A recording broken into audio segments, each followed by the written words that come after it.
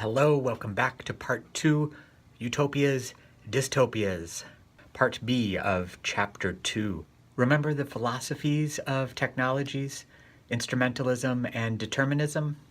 Well, thinking about those deterministic narratives, we can also split into two ways. And one of them is the utopian narrative, which is the world is set up in a certain way to encourage a happy, harmonious society. Or the dystopian narrative, which is something has gone terribly wrong. Perhaps it's due to human nature. Perhaps it's due to the robots taking over the world.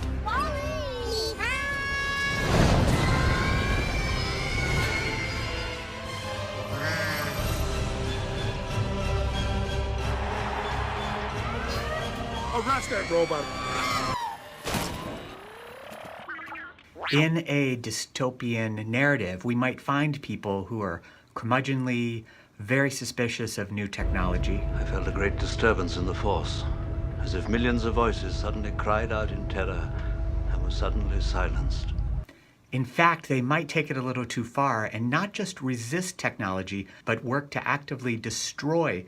A person who acts like this is called a Luddite, and they're based on a mythical character from history named Ned Ludd, who led a rebellion in 1700s in England, and they worked to destroy knitting frames at a factory because the workers feared that this new technology would result in a loss of their jobs and livelihood. An analysis of the plans provided by Princess Leia has demonstrated a weakness. In this amusing video, The World of Video, VHS versus DVD, the producers, motion graphics collective called Muscle Beaver, produced a video that in many ways mocks Luddites, but it presents a point of view, a deterministic point of view about the dangers of new technologies. And kills the lung of our world, the rainforest.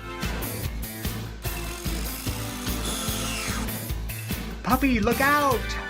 And your dog, too.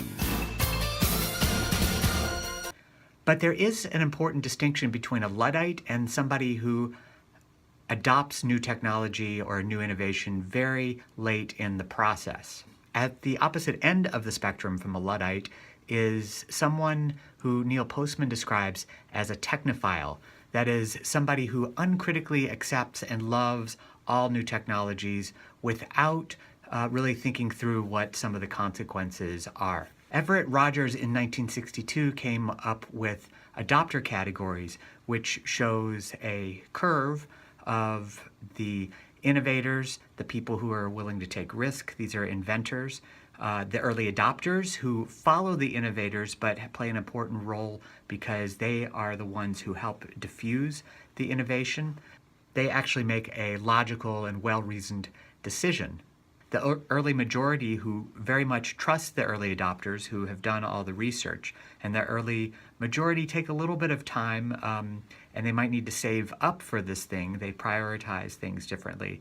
The late majority has got conservative values, but they can get on board with it once they see how it works and they see the utility of the new innovation. And a laggard is a person in Rogers' category who is at the very tail end of adopting new innovation. So they will do it when they have to, at the last possible moment. They might not be kicking and screaming, but they might be kicking and screaming. These are people who don't like change and really will only adopt the new technology when basically they have no other choice. Another big piece influencing our value systems is the fear or the uncertainty we face when adopting a new technology. Some of this uncertainty is about subversion of hierarchies. That is, what thing have I come to rely on as an institution that might be turned upside down? Planned obsolescence is a policy developed in the mid-20th century to increase economic growth by basically putting a lifespan on a product so that it would self-destruct after a certain amount of time. Listen to this 10,000 Maniacs song called Planned Obsolescence from 1982. Any modern man can see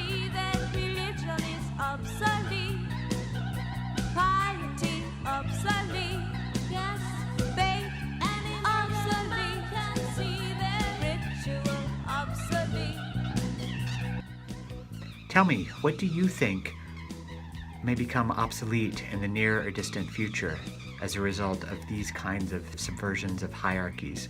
Are there certain essential cultural values, practices, or rules from our present time that we must take care to transmit to our future selves and other human descendants?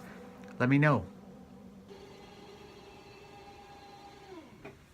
Until next time, I will see you on the internet.